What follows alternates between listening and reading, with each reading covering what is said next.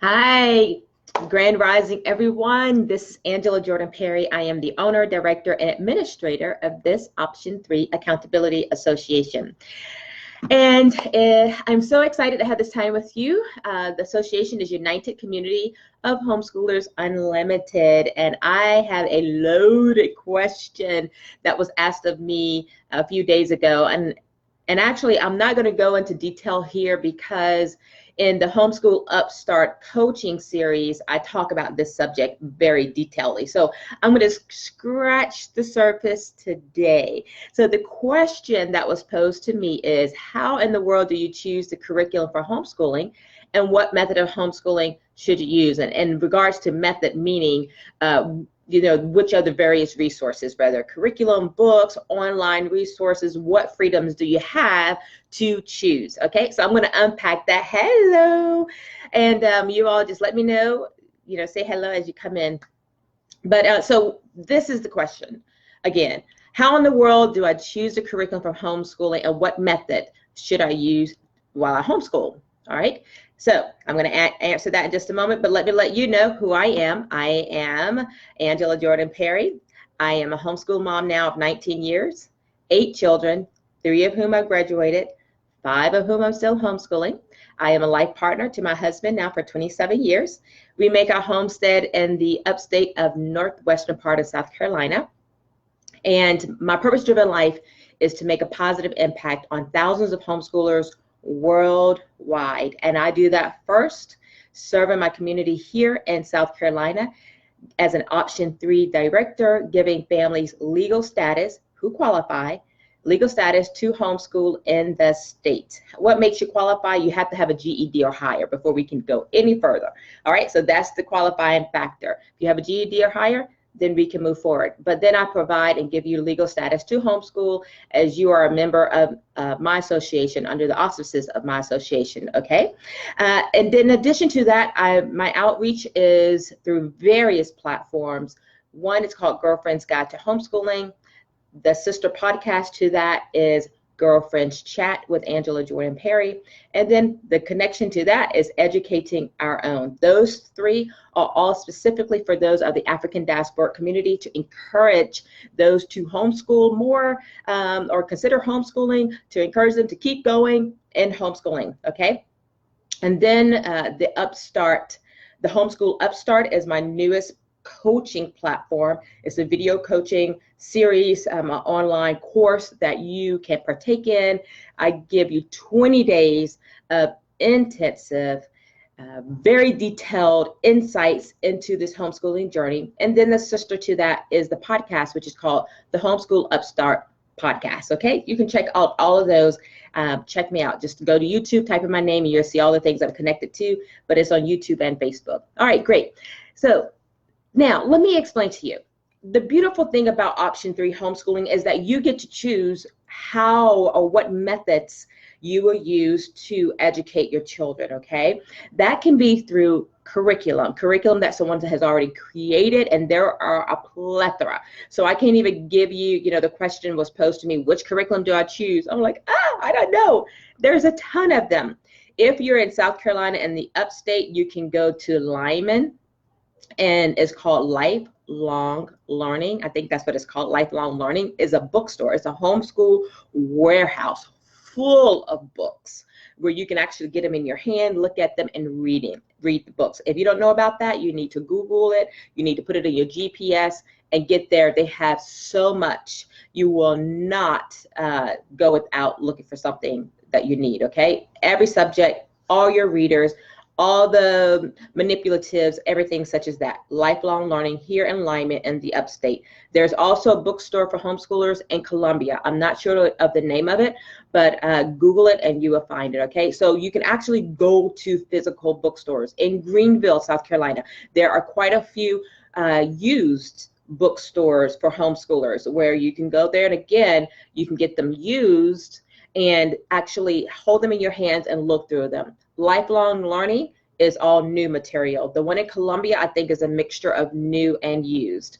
There is another teacher store that's in Anderson. You can go there and they have all the manipulatives and papers and anything that the public schools did not want, it goes to this place and they sell it. I got a lot of stuff there at an excellent price. Some years ago, I've not gone in a while. I'm still using paper that I got there. So you can actually go to physical stores and find them. You can go to Barnes and Nobles and see what you like. You can go to Walmart. Those are some books I used when I first started homeschooling my kids. I just went to Walmart and got some books, some workbooks type of thing. So there's no rhyme or reason to what you must use or anything like that. Okay. Under option 3, what you use is not, it does not have to be approved by me or by any association. Under option 2, I do believe that they do have to approve, but at least to give you a list of books that they consider are approved books to use. Okay, so that's number 1. Go purchase something that's already available and already created. Okay, the next one option is online. There's a lot of online resources, and if you're a member with me in the group, I have been posting a lot of online resources, okay, that you can use. And other parents have been sharing their resources that they use online, maybe a specific subject, which I know I have several subjects that I just don't instruct well in. Hi, Socorro. I don't instruct well in those subjects, so I use online resources to help, fill in that gap that I have. Particularly, it's usually science, biology, physics. I don't teach those subjects. Chemistry, I don't teach those. I get online resources. When they get into higher maths, I don't have time to go through all of that. So I use another resource to help them to get through. And in the group, you'll see all of those. In the newsletter that I will be sending out, my plan is this week or early of the week for all the members of my association. And there will be a link to all of the different resources that I know about that you can use for online. So online, you're not limited. You can do a mixture of books and online. All right. Number 3, you can create your own curriculum, and it's just a matter of going to your library and finding things that, are specific to the subject that you want to do. Using your library is really easy across the board for any subject. I don't know how easy it is for math, but any subject like science, social studies, particularly, history, social studies falls under history and government and, that type of thing, geography. Your library is great. Just grab books and have your children read through them. When they were learning how to draw the states, it was over 2 years, my children learned how to draw the United States and label the states by memory. So I basically gave them a blank sheet of paper and they had to draw it, not just, but put it all together. Math for Dummies. Oh yeah, okay, yeah, for the library, that'd be great too. Socorro suggests. But so they had to learn how to draw it by memory and form it just right and all this kind of stuff. And so what we would do is go to the library and I would find books on those states, all the states. I just got all the books out of the library and brought them home. And then they just read about the states as they were learning the states. Now we're on Africa and they will learn all those countries and the capitals and how to draw Africa by memory. The goal for our geography course, and which I've done for all my kids, is to be able to draw the world by memory.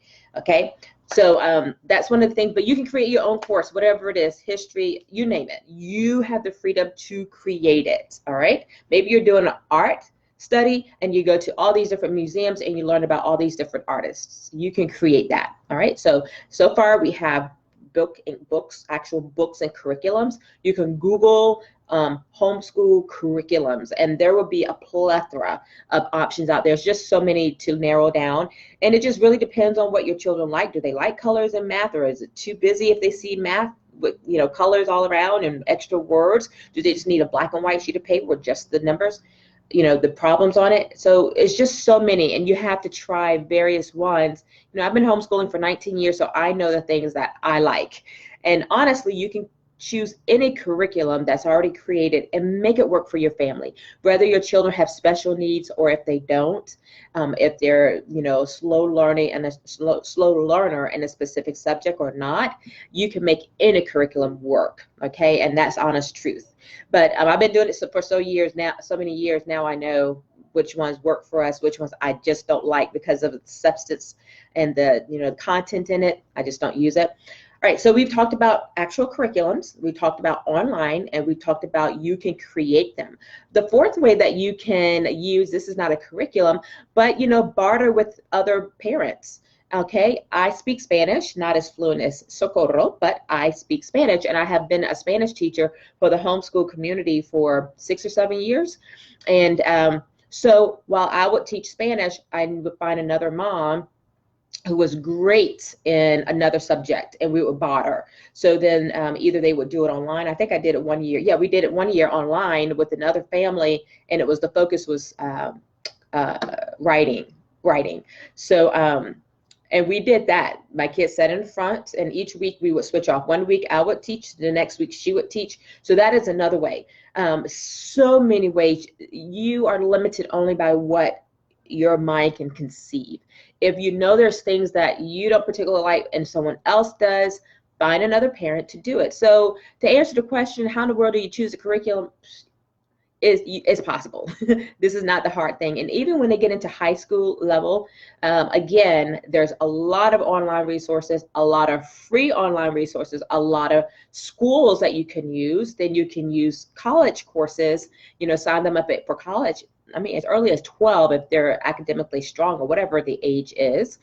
It's really up to you, okay? So I know I didn't give you a specific because it's very hard to give a specific, but I've given you some ideas to help you think outside of the box, okay? So those are 4 sure ways that you can utilize and educate your child, okay? I guess the 5th one I would add on, so I love to do things off the top of my head because my brain just works that way. But a 5th one is, and I did this for many years with my kids. If it was a specific thing I wanted them to know, I would go and find a professional who's professional in that thing. When it came to health, I did a series of a lot of different meetups, and I would call people and say, hey, I know that you're, I can't remember what was the one we did. This man, he worked for a company where he taught safety, how to be safe around cooking and all the ins and outs of being safe in the kitchen and safe food handling. That's what it was. It was a food handling course. And so, I mean, I set up so many of these different things that over the course, it was a whole curriculum over a course of, I think, a semester or maybe a whole year. And we just met with different people who spoke on a specific subject. And so we've done that. You can also do that or utilize the community and professionals around you. One time I had a professional violinist. This is when my kids were younger. I had a professional violinist who was in an orchestra in Spartanburg. I had her come to our house, and that day was our music. And she taught about the violin. She let them see it. She played beautifully. It was a great experience because my kids were very young and just started to learn the violin. So we did that. And she actually came over, had another homeschool mom or 2 homeschool moms and their kids come over. And we had this small little program, and it was from a professional violinist, and she was happy to come. And she gave us, tickets to come to their programs or performances. So you can create it however you like. You're not limited at all. Okay? You're not limited at all. 1 year, let me tell you one last thing. 1 year we did a farm tour. And so that was part of a curriculum. We went to a mushroom farm. We went to Elmu farm, and it was a whole lot of different farms, and my kids were able to learn about that. That was another subject that we went under husbandry on their transcript. So, all right, so you're only limited by your ability to focus on how you want to educate your child. There's so many ways. Have fun. Don't limit yourself, and don't feel like you have to do it all. You don't have to do it all. You don't, okay? Find other parents who know and other resources and other people who know things. Draw from them, okay? All right, if you have questions or comments, let me know down below. I love to hear them. Otherwise, please go over to my website at www.UCHUnlimited.com and subscribe. Hit the follow button there. So every time a post comes available, you will see it. It's a very active website this year, so I'm very excited about that. Go over to YouTube and find United Community of Homeschoolers Unlimited, where I have over 100 videos there on different subjects that you can glean from. I promise you, you're going to understand everything you need to know as a homeschooler in the state of South Carolina. And check out my other resources, the homeschoolupstart.com, where you can, if you're interested in having this intensive coaching over a 20-day period, very, very intense, then sign up for that. You can do that. That's available for you. Check out the podcast, the Homeschool Podcast. The Homeschool Upstart Podcast. That's on all your platforms. Brand new, 2 episodes thus far. So a lot of things going on, and for you to be well on your way to homeschooling on a strong and level footing here in the state of South Carolina. Take care, and I'm Angela Jordan Perry. Peace.